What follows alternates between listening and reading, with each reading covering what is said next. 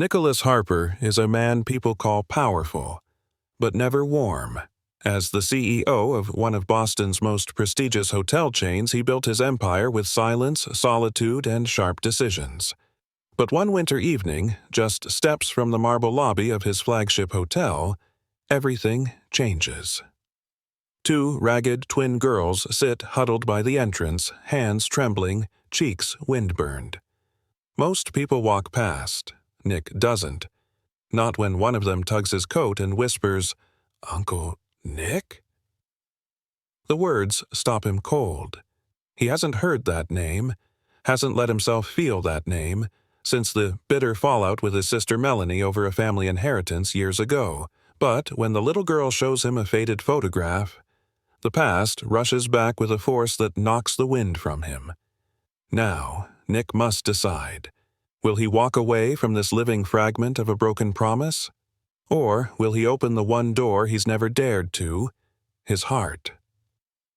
Stay with us to discover a story of regret, redemption, and the unexpected family that changes everything.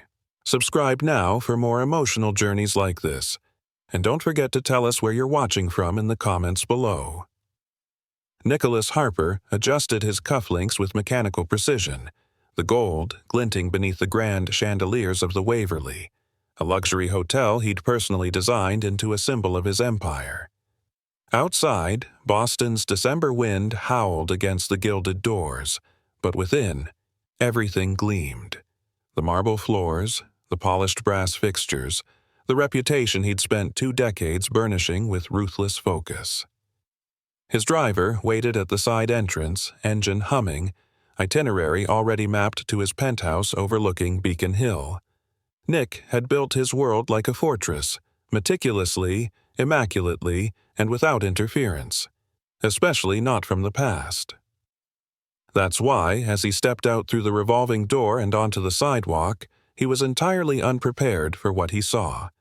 2 small figures curled on the stone steps beside the hotel's marble lion. Their coats were threadbare, their shoes mismatched, and their hair tangled beneath knit caps that barely shielded them from the biting cold. They couldn't have been older than 6 or 7. Nick's steps faltered. Not because of their presence. He'd passed dozens of homeless people in the city without pause, but something about these 2 made his breath hitch. Maybe it was the way they clung to each other, the taller one wrapping a scrawny arm around the smaller as if shielding her from the world. Or maybe it was the eyes, bright, defiant, familiar in a way that clawed at something buried deep within his chest. "Excuse me, sir," the taller girl whispered, stepping forward. Her voice was trembling but polite, practiced like someone who'd learned how to beg with dignity. Do you have anything to spare? My sister's really hungry." Nick glanced at her hands, red from the cold, holding nothing but a small, worn envelope. Something about it made him pause. Her gaze didn't waver, though her bottom lip trembled slightly. He hesitated, reaching into his coat for his wallet. Then the smaller girl peeked around her sister and asked, in a voice that was so soft, so certain it cracked the silence between them, "Uncle Nick?" The world tilted. His hand froze mid-air. What did you say?" he asked hoarsely. The little girl stepped fully into view, holding up a creased photograph with both hands. "Are you Nicholas Harper? Mommy said if we ever got lost, and we saw you, to give you this." Nick took the photograph with a hand that suddenly felt too heavy. It was faded and slightly torn at the corners, but he recognized it instantly. A picture of Melanie, his younger sister, smiling brightly with a newborn in her arms. It had been taken in his old brownstone before everything fell apart, before the arguments, the lawyers, the silence that stretched across years. He looked up at the girls again, his heart thudding like a drum in his chest. "Your mom's name?" "It was Melanie?" The taller girl nodded. "She got hurt. A car crash. The people said she didn't wake up." A punch to the gut would have been kinder. Nick staggered a step back, the photograph trembling in his hand. The silence stretched between them until a doorman opened the hotel's side entrance, casting a disapproving glance at the girls. "Sir, shall I call security?" "No," Nick said sharply. His voice came out raw, unfamiliar. "No, leave them." The girls flinched. The taller one whispered, "We can go, if we're not supposed to be here." Nick dropped to one knee. "No, don't go." His eyes searched their faces, looking for confirmation in the curve of their chins, the shape of their noses. Every detail echoed Melanie. And, terrifyingly, himself. "What are your names?" he asked gently. "I'm Ella. This is Emma," the older one answered. "We're sisters. Twins." Ella and Emma.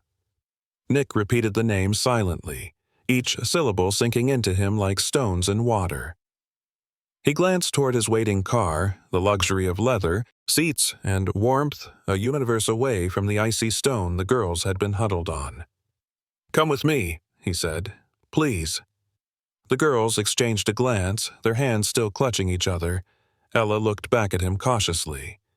"Are you really our uncle?" Nick couldn't answer right away. His throat was thick with unshed grief, with years of missed birthdays, ignored phone calls, unopened letters. His voice broke as he replied, "Yes, I am, and I didn't know. I didn't know." That moment, that choice to stay, to kneel, to speak, fractured something in Nick Harper that had remained unshaken for a decade. The stone walls he'd built around himself began to crack. As he rose and led the girls to his car, the icy Boston wind swirled around them. But for the first time in years, Nicholas Harper didn't feel cold. Not at all. The ride to Beacon Hill was uncharacteristically silent. Nicholas Harper sat stiffly in the back seat of his Mercedes, staring straight ahead, while the twin girls huddled beside him, their small bodies practically swallowed by the heated leather seats. They smelled faintly of cold air and unwashed wool, familiar now in a way he couldn't shake. His driver, Thomas, didn't say a word, though he kept glancing at the rearview mirror, concern etched into the fine lines at the corners of his eyes. Ella sat with a quiet kind of tension, her eyes darting between the city lights and her sister. Emma leaned her head on her sister's shoulder, half asleep, clinging to the photo that had unraveled everything. Nick cleared his throat, struggling to find words. "Do you remember where you were before today?" Ella's voice was small. "The shelter closed. We were with Miss Rosie, but then she had to go. She told us to be brave." "How long have you been out there?" His voice cracked at the end. Ella didn't answer right away. "A while." That answer gutted him. He had lived in penthouses with the temperature-controlled floors, while his nieces, his blood, had been sleeping outside in December, begging for scraps. His fists clenched on his lap. "I'm so sorry," he said hoarsely, though he knew the words were hollow without more. When they pulled into the underground garage of his building, Thomas got out to open the door, but Nick waved him off. "I've got it." The girls stepped out hesitantly, clutching their thin coats tighter. As they followed him into the private elevator, Emma whispered, "Are there other people here?" "No," Nick replied gently. "It's just me." The ride up was quiet, broken only by the soft hum of the elevator. As the doors slid open into his penthouse, the warmth and grandeur of the space hit the girls like a wave. Floor-to-ceiling windows revealed the city skyline, and the polished wood floors gleamed under recessed lights. A grand piano sat unused in the corner, next to bookshelves full of untouched volumes. Ella's eyes widened as she stepped inside. "This is where you live?" "Yes," Nick said, suddenly aware of how empty it all felt. "But I haven't really lived here, not the way that matters." He led them toward the guest wing, rooms that had always remained unused. "You'll sleep here for now," he said, opening the double doors. The room was immaculate, with the twin beds and soft linen sheets, though clearly not prepared for children. Emma wandered in, trailing her fingers across the velvet curtains. "It smells like new shoes." Nick couldn't help a small smile. "I guess it kind of does." Ella stood still at the edge of the bed. "Do we have to leave tomorrow?" His heart cracked. "No," he said, more firmly than he expected. "You can stay as long as you need. As long as you want." There was a long pause. "Do you have, like, cereal?" Emma asked softly. "The kind with marshmallows?" Nick blinked. "Not yet, but I can get some." It was the first time she smiled.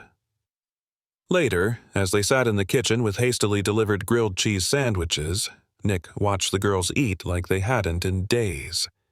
His appetite vanished, replaced with a knot of guilt and wonder. Every tiny gesture, the way Emma dipped her crust in water to soften it, the way Ella tore her napkin into small squares, told him just how much they'd had to adapt to survive.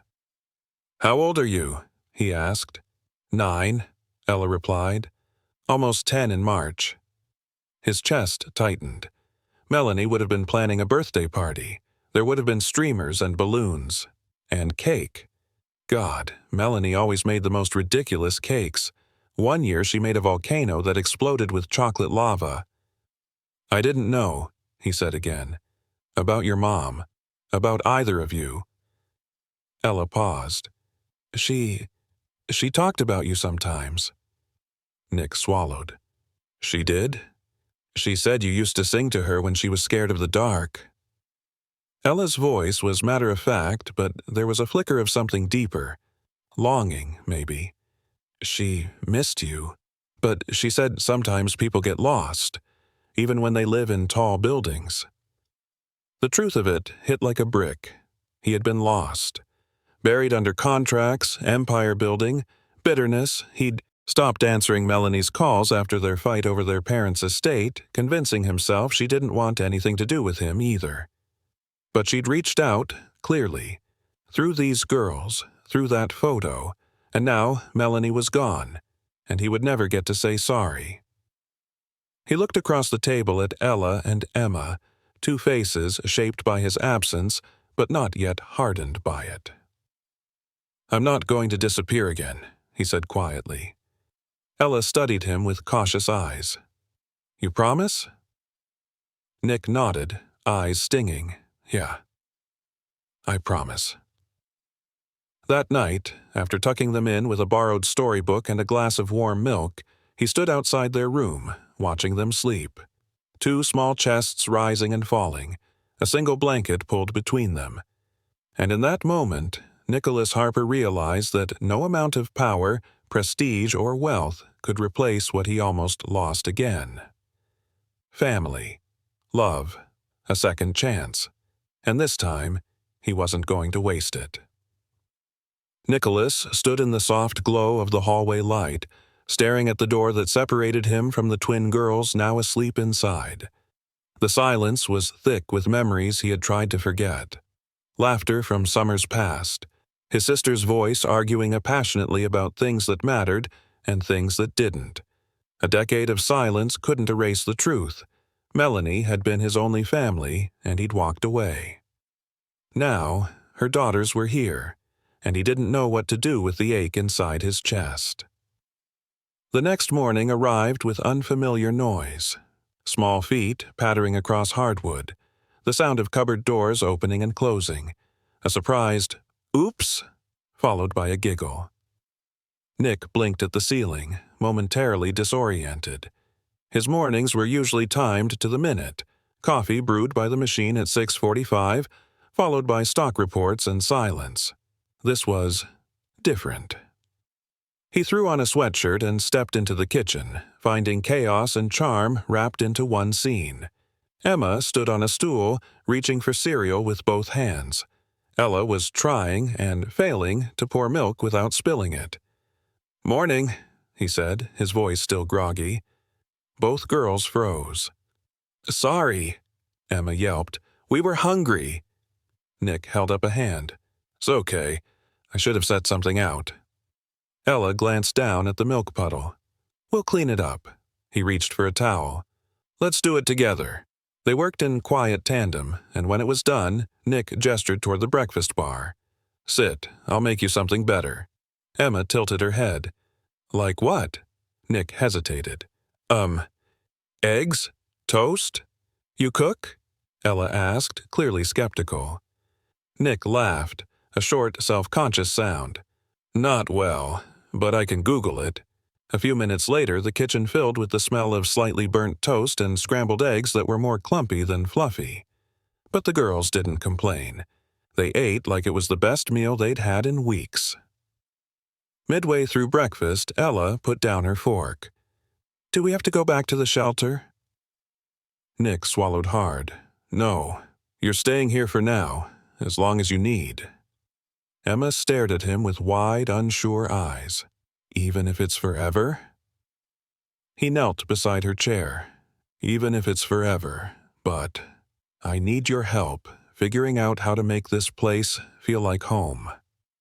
The girls exchanged a look, a silent conversation that spoke volumes, and then, cautiously, they nodded.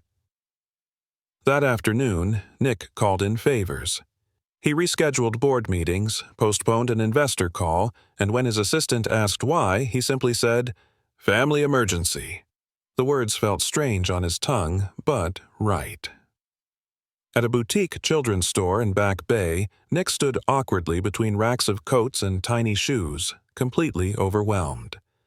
"I have 2 9-year-old girls," he told the clerk. "They need everything." The sales associate, a kind woman named Mia, smiled gently. "We've got you covered." Soon, Nick found himself juggling bags filled with jackets, pajamas, books, toothbrushes, and something called detangler spray. The sheer volume of things kids needed staggered him, but it also grounded him in something real. When he returned, the girls ran to the door, eyes wide. Emma gasped at the sight of the bags. "Is this all for us?" Nick nodded. "Every bit." They tore through the packages, squealing over matching pajamas and arguing over who got the sparkly blue toothbrush. As the excitement faded into the soft quiet of evening, Nick sat on the couch, flipping through a photo album he had found tucked away in a drawer, the last one Melanie had mailed before everything fell apart. Pictures of them as kids, of their parents, of the last Thanksgiving they spent together before things turned cold. A photo slipped out from the back. Melanie, holding 2 newborns, her hair messy, eyes tired, but smiling. On the back, in her neat handwriting, were 4 words. Ella and Emma. My miracles. Nick clutched the photo to his chest, breath hitching. Later that night, after the girls had fallen asleep under fresh blankets and stuffed animals they'd insisted on sleeping with, he stood outside their door again. Thomas approached quietly. "Everything okay, sir?" Nick turned. "Do you remember Melanie?" Thomas nodded solemnly. "She always called me Mr. T. Used to bring homemade cookies to the office every Christmas." Nick chuckled softly. "She was stubborn, smart, kind, and I threw her out of my life like she didn't matter." "You're here now," Thomas said simply. "Too late for her," Nick replied, his voice barely above a whisper. "But maybe not for them." Thomas placed a hand on his shoulder. "You've got a second chance, sir. Don't waste it." As the city outside blinked with lights, Nicholas Harper stood at a crossroads not marked by signs or deadlines, but by 2 little girls asleep in the next room. And, this time, he was choosing family. The days that followed settled into a rhythm that was both chaotic and strangely comforting. Nick found himself waking not to the shrill buzz of his alarm clock, but to the sound of laughter, cereal boxes rustling, and the occasional crash of something unidentifiably fragile hitting the floor. It was a symphony he had never imagined for his life, and yet it anchored him in a way boardrooms and contracts never could. One morning, as the frost still clung to the windows, Nick entered the kitchen to find Ella struggling to open a jar of jam while Emma perched on the counter, swinging her legs and humming a tune off-key. "Need help?" Nick asked, gently taking the jar. "It's stuck," Ella mumbled. Nick twisted it open with effort, handing it back with a small smile. "Thanks," she said, almost shyly. Emma grinned. "We should get you an apron, Uncle Nick." He paused. That word, uncle. The way it slipped from Emma's mouth so naturally sent a ripple through him. He hadn't earned that title, not yet, but the hope in her voice made him want to. As the girls ate, Nick leaned against the counter, coffee in hand, trying to make sense of this new life. The news about Melanie still weighed on him. He had asked Thomas to discreetly confirm everything. The accident, the lack of next of kin, the heartbreaking details of two girls falling through the cracks of the foster system before escaping altogether. And, through it all, one haunting truth remained. He had failed his sister. That night, after a trip to the library and 2 failed attempts at making spaghetti, the girls sat cross-legged in the living room with blankets wrapped around them. On the television, a nature documentary played, but Nick barely registered it. His eyes were on them. The way Ella leaned into Emma, the way Emma absent-mindedly braided a section of her sister's hair. "Can I ask you something?" Ella said suddenly. Nick blinked. "Of course." She didn't look at him. "Do you miss Mom?" The question hit harder than he expected. He swallowed, his voice softer than usual. "Every day." "Even when you didn't talk to her anymore?" Emma added quietly. Nick exhaled slowly. "Especially then."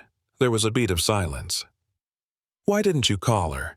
Ella asked, not accusingly, just full of the kind of innocent wonder only a child could carry. Nick set down his coffee. "Because I was angry and proud, and I thought I was right, but none of that mattered once I found out she was gone." Emma looked up.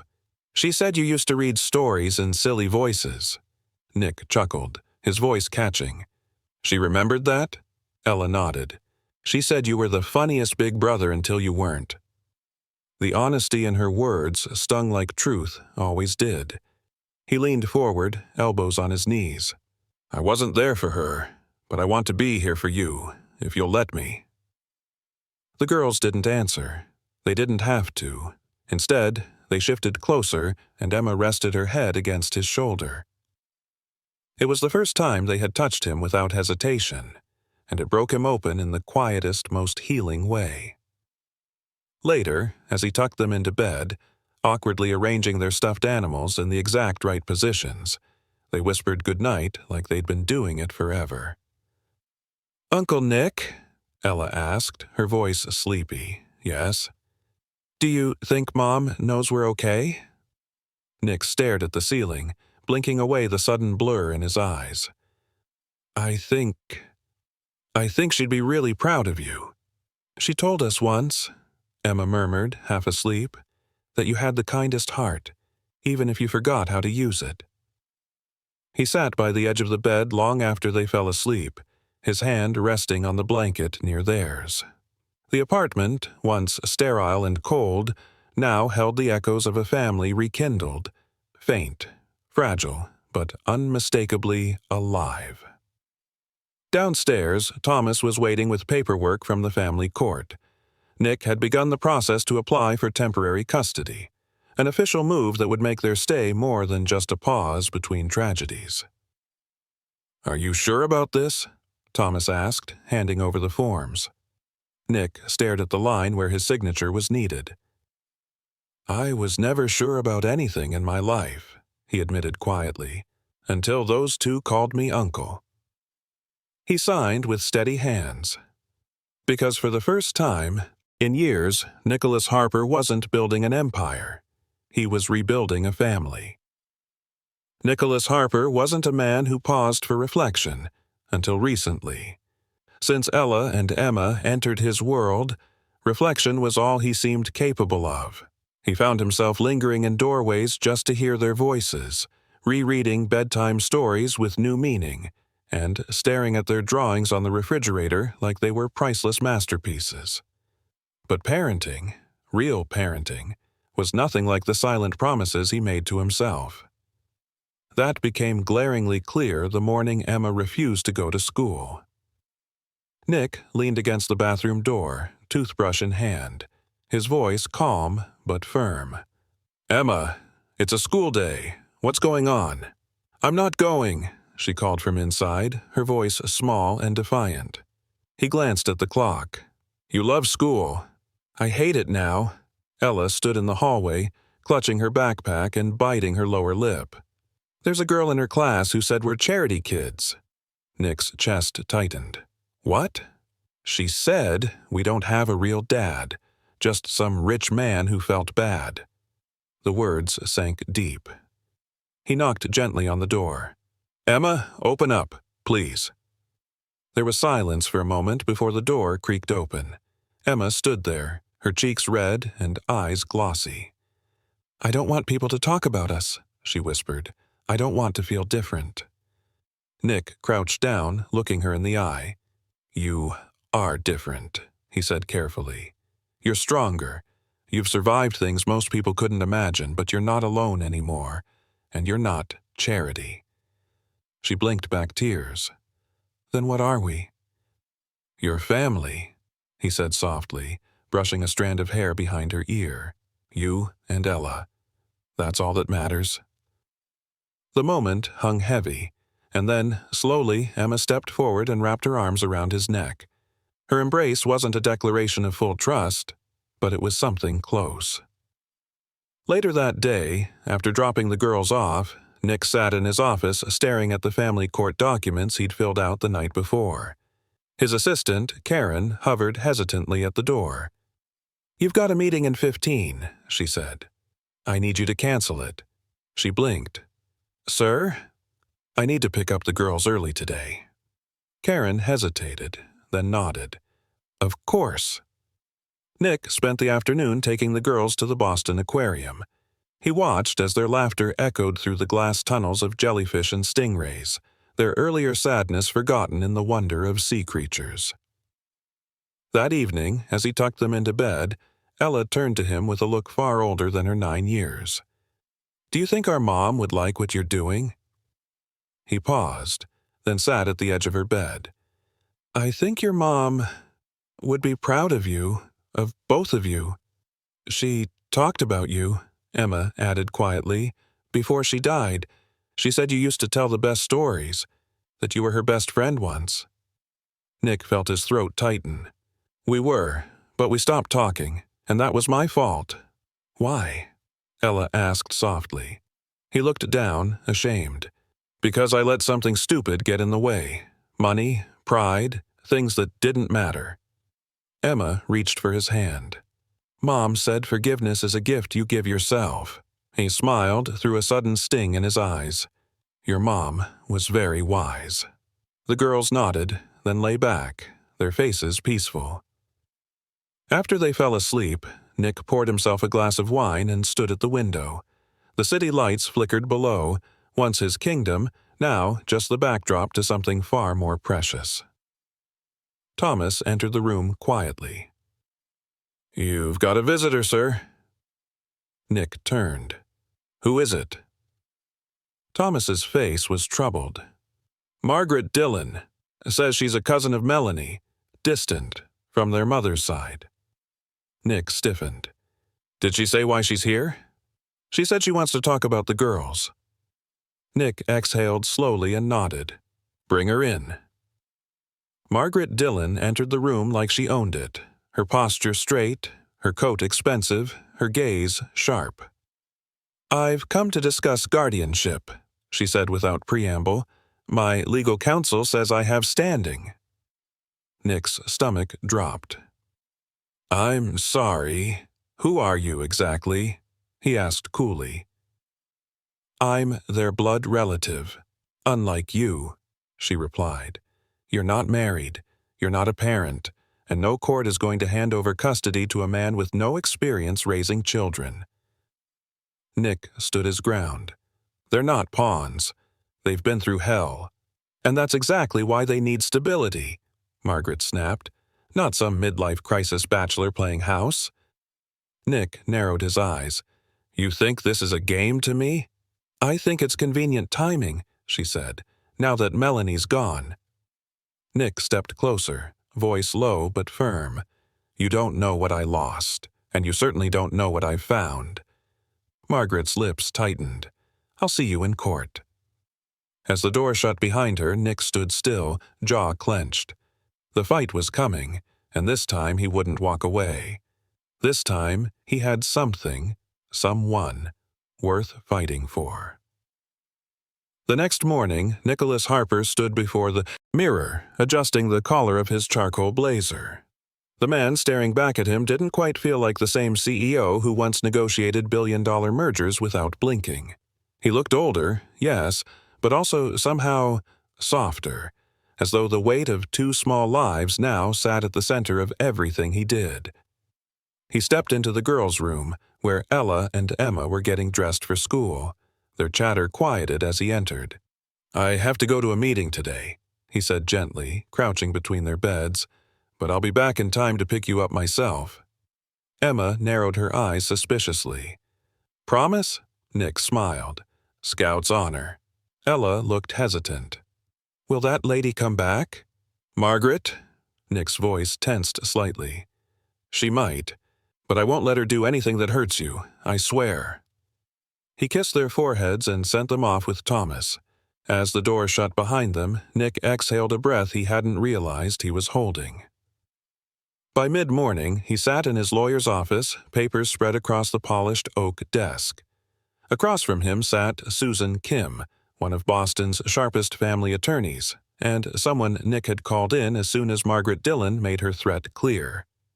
She's filed an intent to seek guardianship, Susan said, flipping through a manila folder.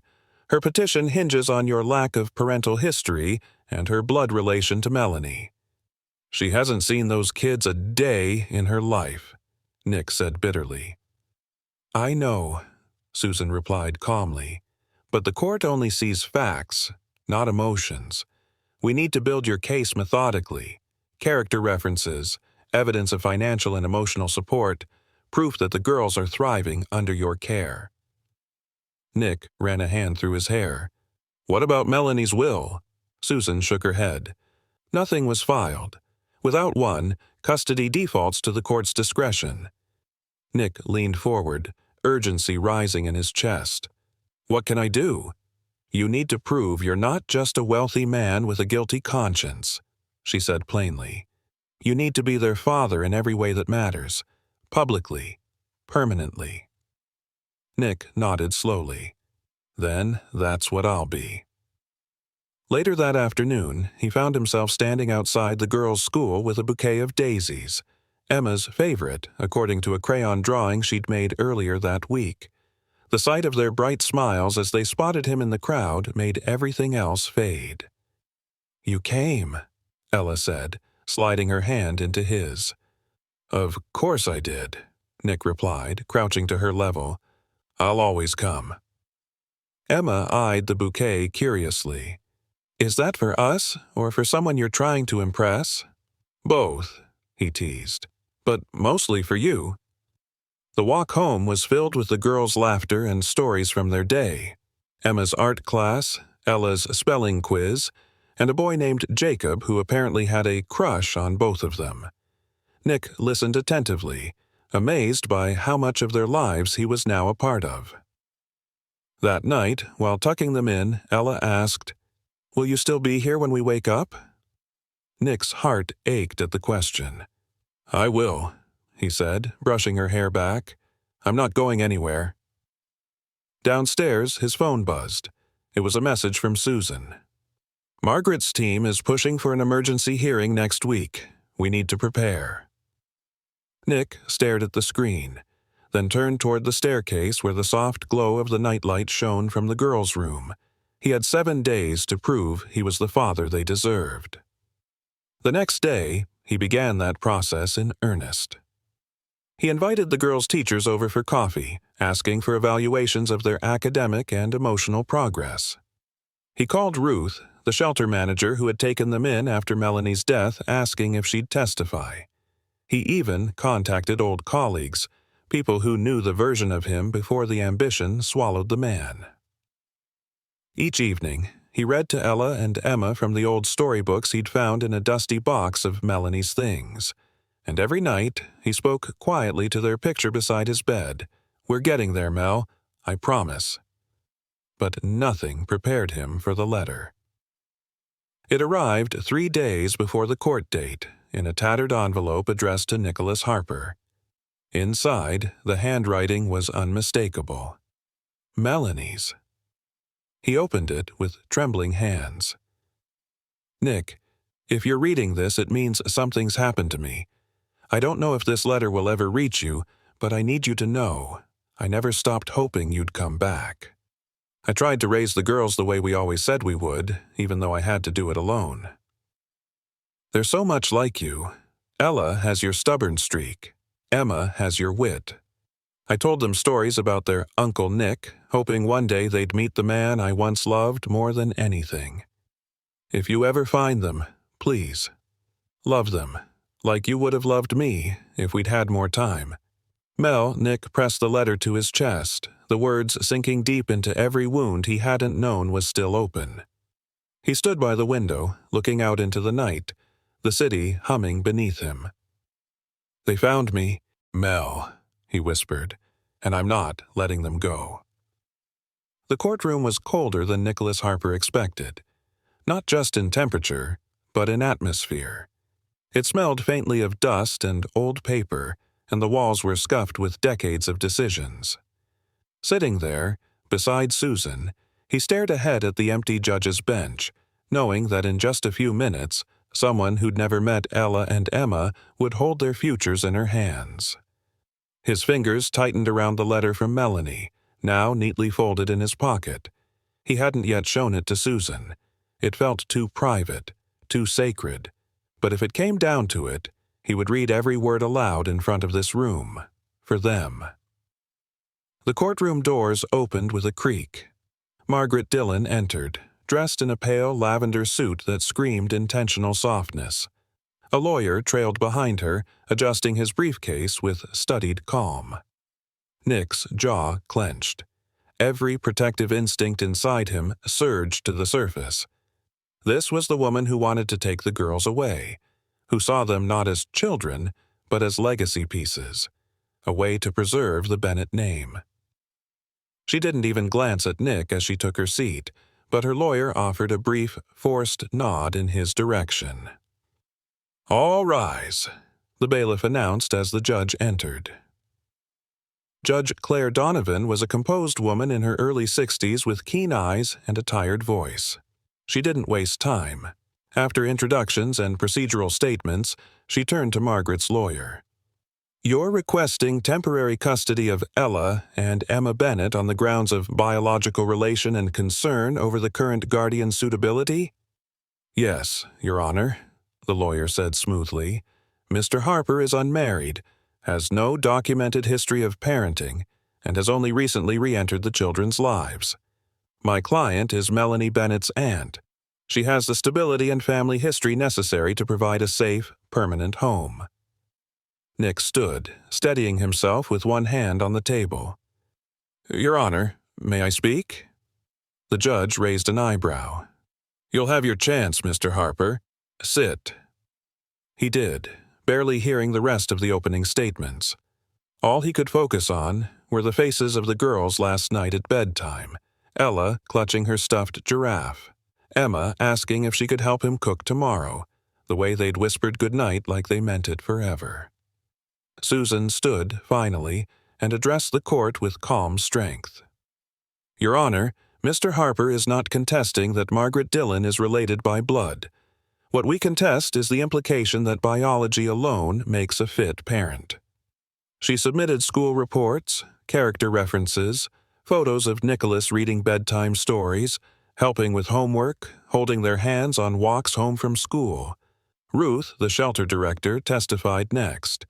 She spoke gently but firmly. "I saw those girls when they first came to us, broken, scared, clinging to each other like their lives depended on it.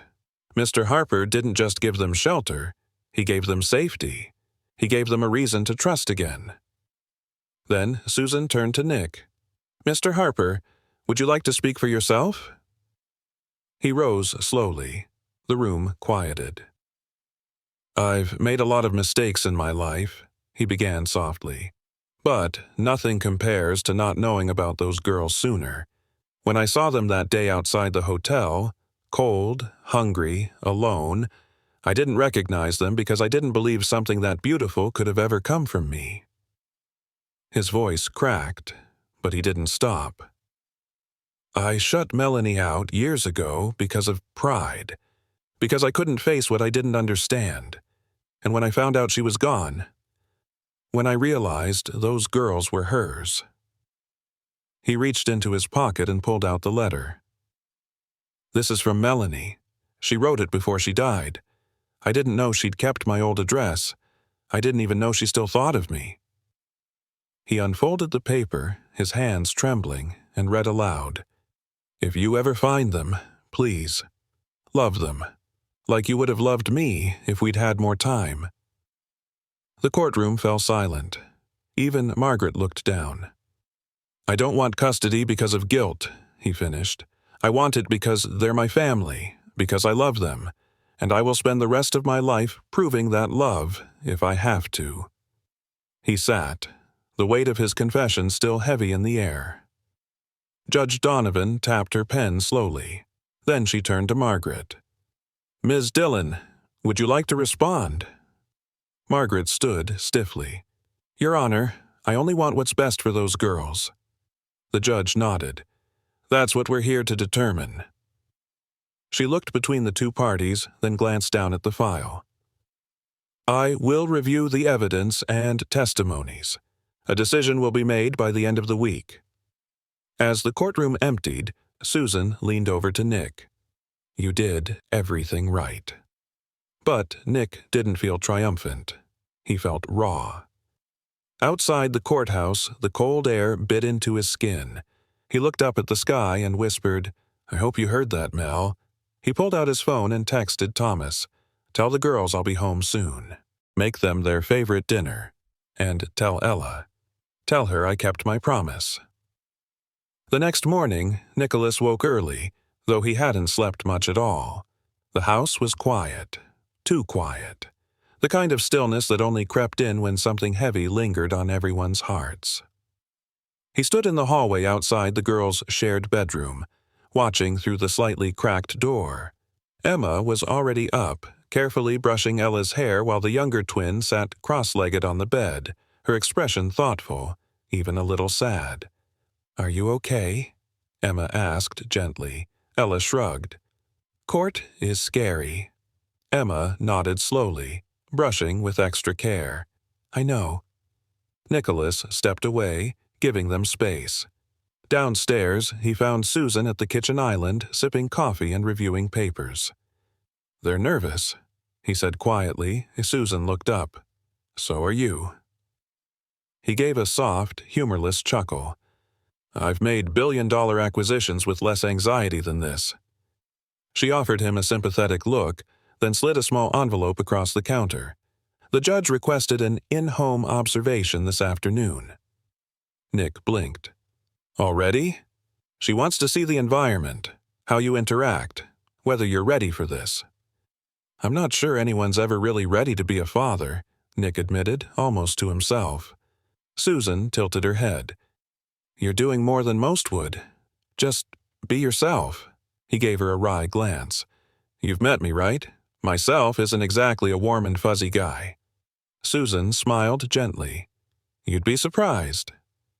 Later that day, Judge Donovan arrived, earlier than expected.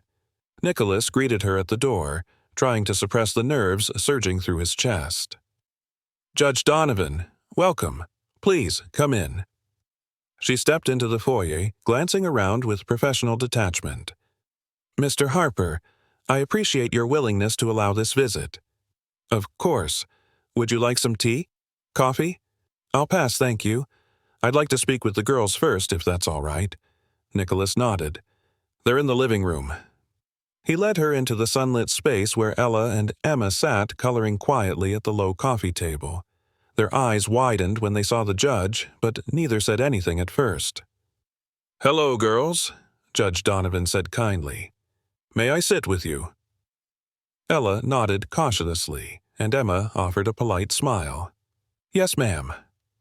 Nicholas stood to the side, every muscle in his body tense. He watched as the judge sat on the floor beside them, folding her legs like it was the most natural thing in the world. "What are you drawing?" she asked, her voice warm but probing. Emma held up her picture. "It's our garden, the one we helped plant last week." Ella pointed to a section. "That's the tomato plant Uncle Nick let us name." Judge Donovan's brows lifted slightly. "Uncle Nick?" Emma looked down, then back up bravely. "He's our mom's brother, but he's kinda more than that now."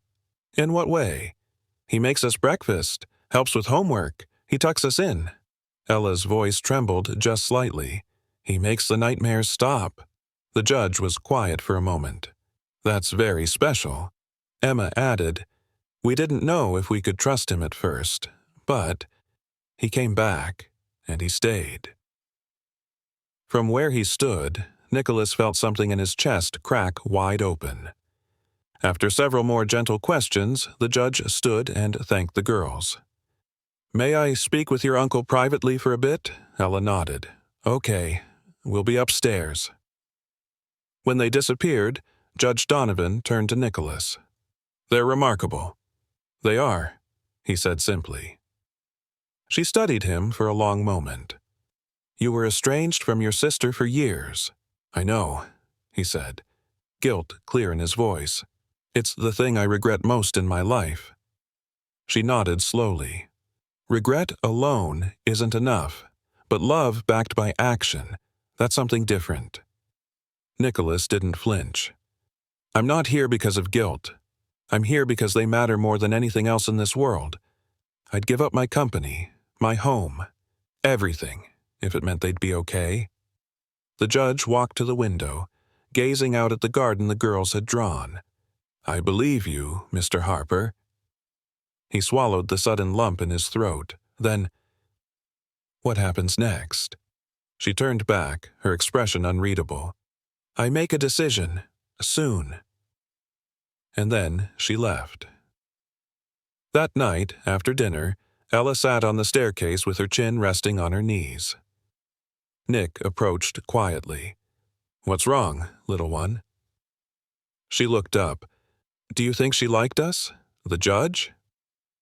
"I think," he said softly, sitting beside her, "she saw exactly who you are. Brave, kind, strong." Ella leaned her head on his shoulder. "I miss Mom," she whispered. "So do I," Nick murmured, wrapping an arm around her. "So do I." He didn't know what the judge would decide, but in that moment, with Ella leaning into him and Emma's laughter echoing from upstairs, he realized something profound. This wasn't about proving himself worthy anymore. It was about loving them with everything he had, no matter what came next. And he wouldn't stop. Not now. Not ever. The subpoena arrived 2 days later, slipped into a manila envelope, and left on the kitchen counter by Susan. Nicholas found it after breakfast when the girls were in the backyard playing under the warm stretch of spring sunlight.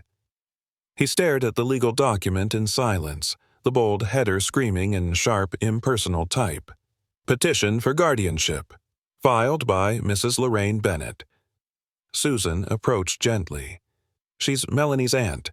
Distant on the father's side, I believe?"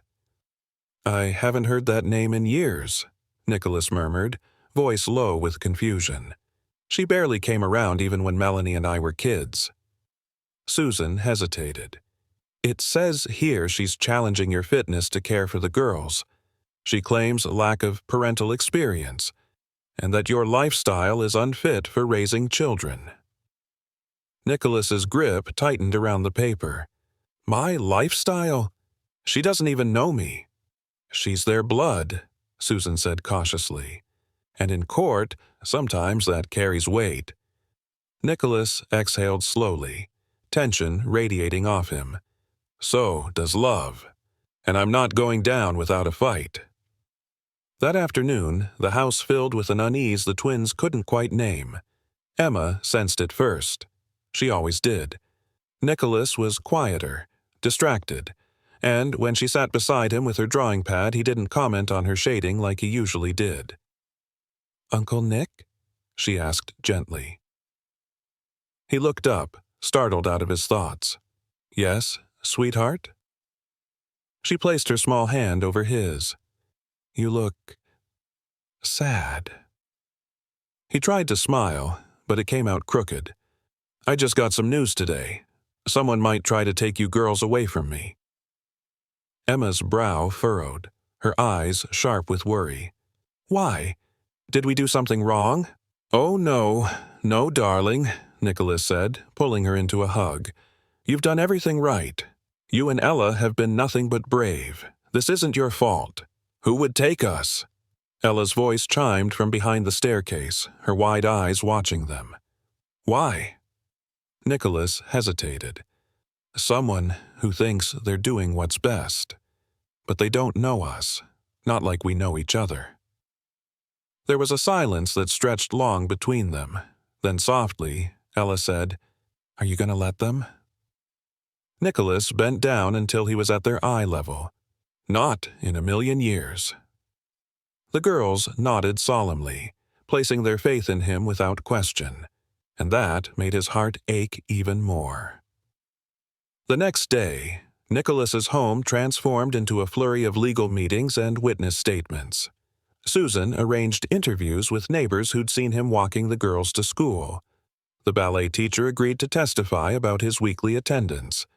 Even the school counselor sent in a glowing letter, noting the twins' emotional progress since moving in with their uncle. Still, Susan warned him, none of it guarantees anything. Lorraine Bennett is playing up her traditional values, her stable home, and she's even hired a high-profile attorney. Nicholas leaned over his desk, exhausted. "So, I'm up against an image of a wholesome aunt with a white picket fence."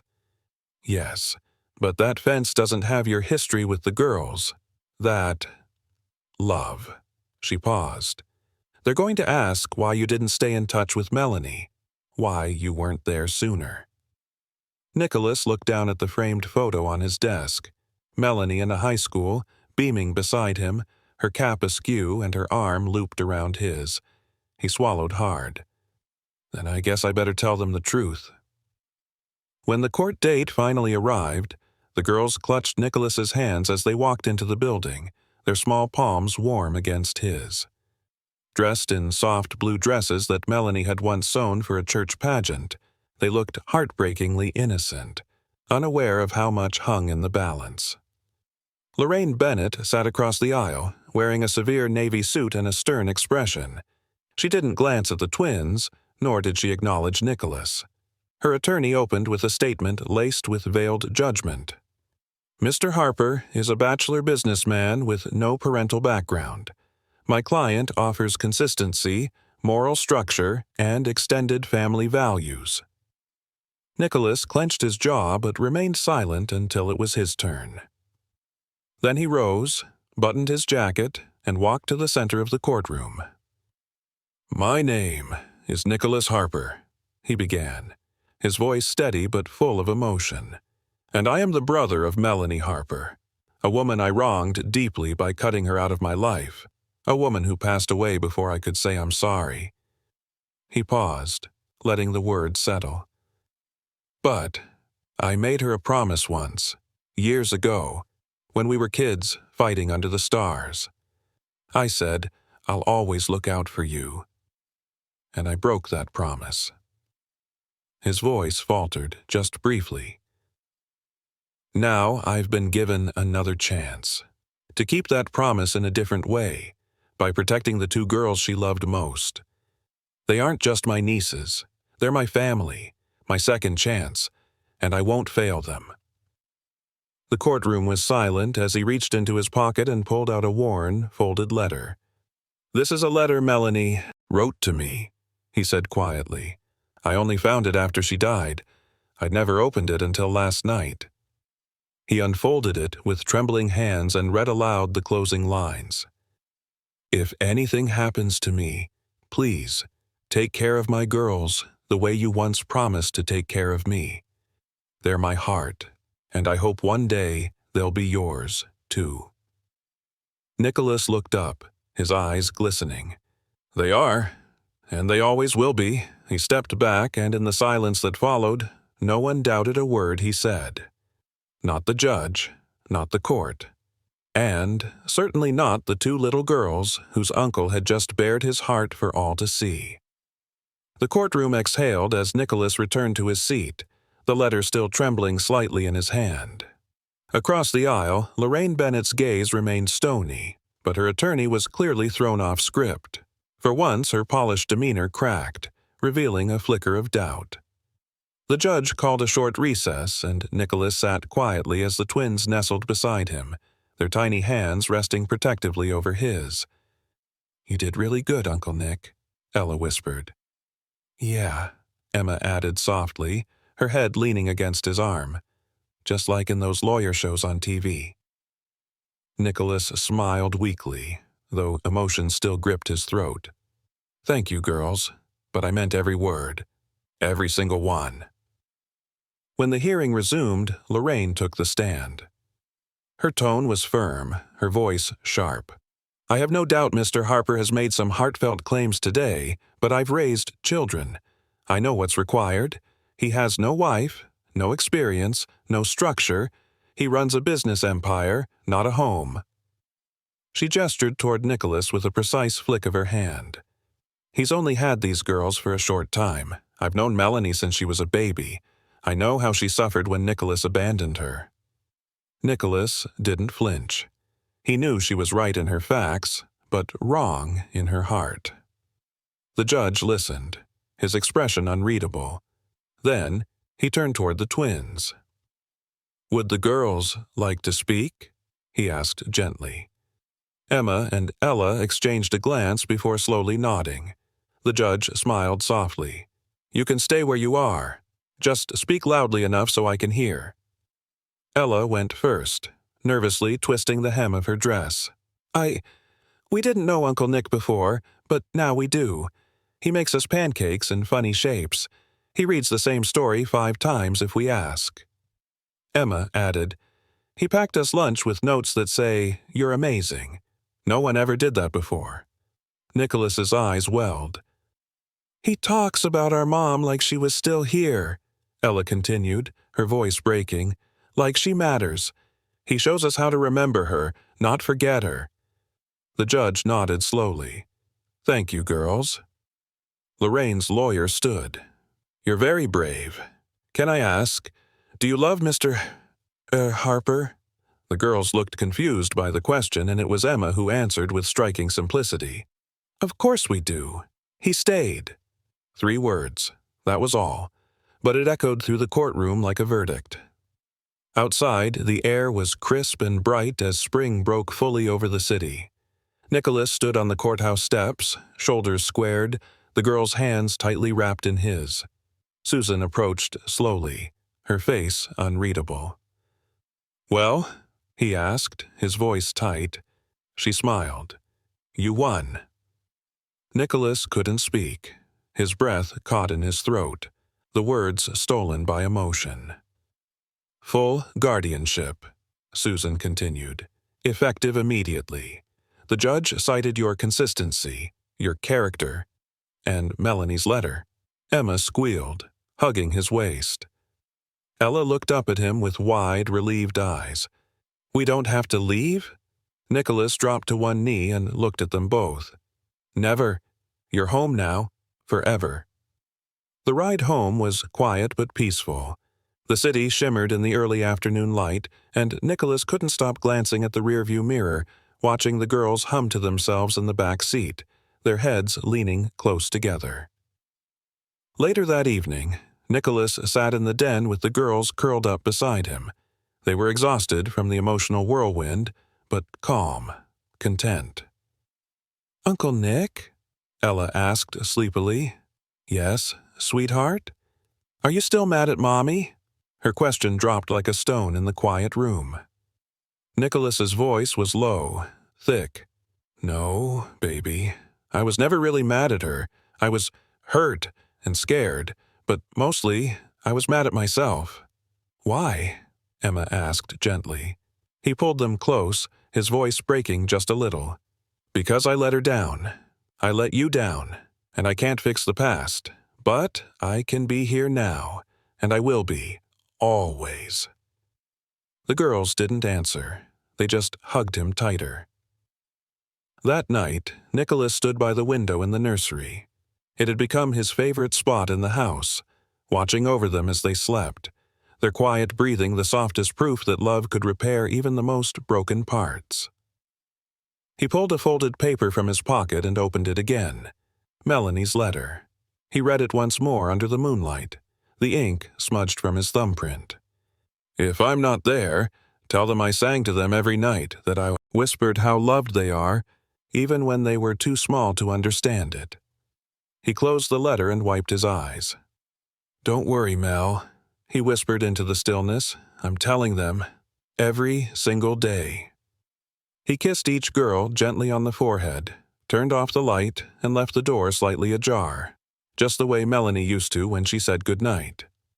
And down the hall, in the office where mergers and acquisitions once ruled his world, Nicholas Harper began writing a new mission statement, one with fewer zeros and a whole lot more heart. Nicholas Harper stood at the center of his once sterile kitchen, surrounded by controlled chaos. The smell of chocolate chip cookies lingered in the air, Ella's first batch, half burned but proudly consumed.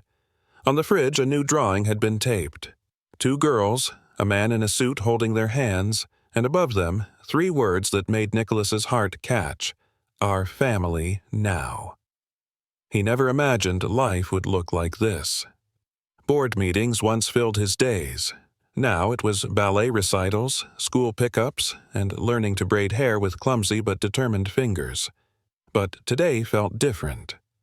Today, the knock on the door came like a drum roll. Susan stood there, briefcase in hand, her face unreadable. Nicholas swallowed hard. Did they file? She nodded, stepping inside. Yes. Lorraine's attorney filed the suit this morning. Full custody petition. She claims you're emotionally unfit, too inexperienced to raise the girls. His stomach tightened. And the judge? She agreed to hear it. Tomorrow. Nicholas stared at the hardwood floor, his mind spiraling. The warmth of the house, the laughter echoing from upstairs.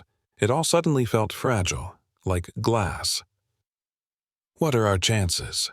He asked quietly, as Susan hesitated. We'll fight, but they're painting a picture. An unmarried man, no parenting background, sudden interest in 2 orphaned girls. You know how courts lean toward female guardians, especially blood relatives. He nodded slowly. What do we need? A miracle, she whispered. Or something only Melanie could give us. Nicholas exhaled, the ache in his chest sharp and familiar. There's a letter. Susan blinked. What? A letter. Unopened. Melanie wrote it, left it in a box I couldn't bring myself to open until last week. It was addressed to me. He reached into the drawer and handed it over, the envelope soft with time, the ink faded but legible. Susan unfolded it and began to read silently. Her eyes glistened. Nicholas, she read aloud, voice soft. If you're holding this, it means I'm not around to say what I always wanted to say. I'm sorry I didn't fight harder to reconnect. I let pride and pain win. But if you found this letter, it means you found the girls. Ella and Emma, they are my heart. Tears welled in Nicholas's eyes. I told them about you, Susan continued. Not as the brother who abandoned me, but the brother who once promised to protect me from the monsters under the bed. I told them if anything ever happened to me, and if you were still alive and willing, you'd be the safest place for them to land. If this letter holds any legal or emotional weight, let it speak for me now. Let it tell the world I believed in your heart, even after mine broke." When Susan finished, silence filled the kitchen. "We'll submit it as evidence," she said firmly, "and I'll ask for a character witness list. Teachers, neighbors, anyone who can speak to your care for the girls." Nicholas nodded, resolute. "Let's prepare. I'm not losing them, Susan. Not again." That night, Nicholas found the twins in their room, huddled together beneath their matching quilt. "Girls," he said gently, "we need to talk." They looked up, eyes wide. Ella immediately sensed the weight in his voice. "Are we in trouble?" "No, sweethearts, but someone is trying to take you away." Emma sat up. "Who?" "An old relative of your mom's. She believes she can give you a better home." The twins stared, stunned. "But," Nicholas continued, "I'm going to fight for you. I want you to stay here. I want to be your forever home." Ella crawled into his lap, her voice small. "We don't want to go." "Yeah," Emma said fiercely. "We want to stay with you." Nicholas wrapped them in his arms, his voice trembling. "Then we'll make sure you do, together." As he tucked them in, Ella whispered, "Do you think Mommy knows?" He kissed her forehead. "I think she knows everything, and I think she's proud of you both."